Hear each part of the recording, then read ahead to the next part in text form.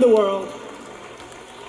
And then we say, not only the world, but actually in the history of the world, and they never even challenged me, so I guess I'm right. We did it. We had the best numbers anybody's ever had. We had the best employment numbers. African American, Hispanic American, Asian American. The best employment numbers in history. The best stock market numbers in history.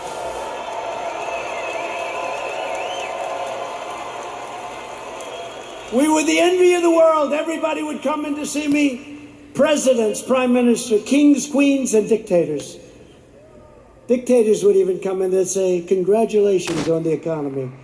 And then the plague came in, and now what we're doing is we're doing it again, and it's going fast. We have to have a lot of it done because people don't quite get it.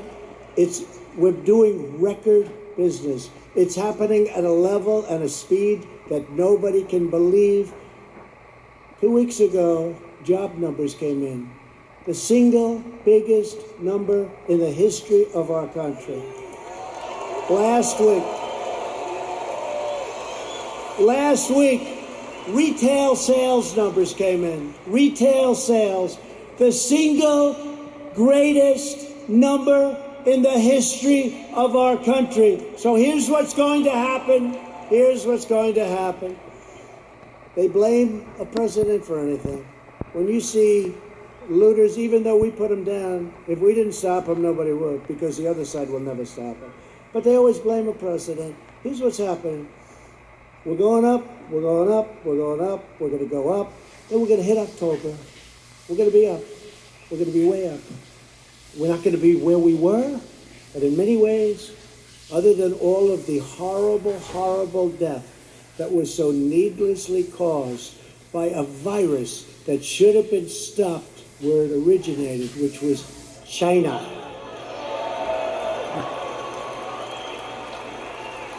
But we're going to go up, up, up, up, August, September, October, and people are going to say, man, this guy's doing a good job. He knows what he's doing. I don't believe the fake news anymore.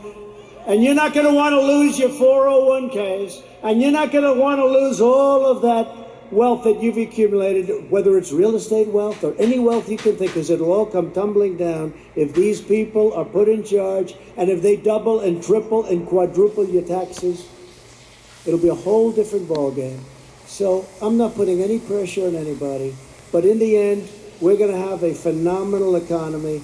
And next year, we're going to have a good third quarter. But next year, and I said it before, will be the single greatest year economically that we've ever had, okay? Yeah.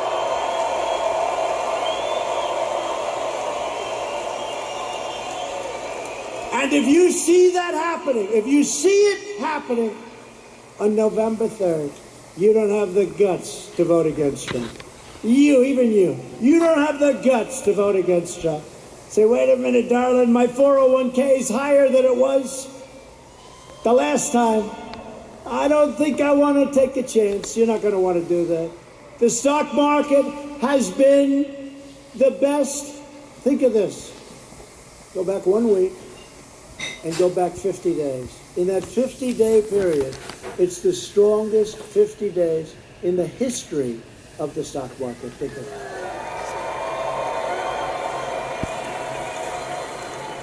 And your wife or your husband says, darling, I love you so much. You are such a great investor. And all you did is just keep the same crap you had the first time. Right? Darling, I love you so much. You've always been a loser. You've always lost money. But now under President Trump, you're one of the greatest financial minds in our country. And all you did was keep your stock. Now, if you think you're going to run against, they're going crazy. They want the stock market to go down. Even if it costs them money. They want the stock market to go down, even if it costs them money. And they don't even know why. You know what? They're smart and they're vicious. But they don't know why. I'm telling you, they don't know why. What's wrong with having the strongest military brand new in the world all built here? What's wrong with having these great economic numbers? What's wrong with having to close it down? We saved millions of lives. You know, a lot of people say we should have gone herd. Let's go herd. Ask him, how are they doing in Brazil? He's a great friend of mine. Not good. You heard about Sweden, right? 2 months. Ask them how they do it in Sweden. We saved millions of lives, and now it's time to open up, get back to work, okay? Get back to work. I recently signed groundbreaking criminal justice reform. I secured record and permanent funding for historically black colleges and universities.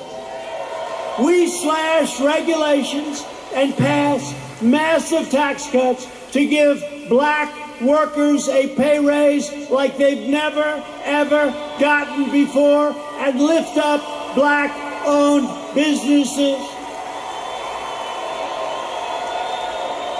And I worked closely with a great senator also, friend of theirs, Senator Tim Scott, South Carolina, to create opportunity zones, which are doing incredibly. And since then, countless jobs and $100 billion of new investment, not government investment, have poured into 9,000 of our most distressed neighborhoods anywhere in the country. 9,000. Never happened before. Tim Scott.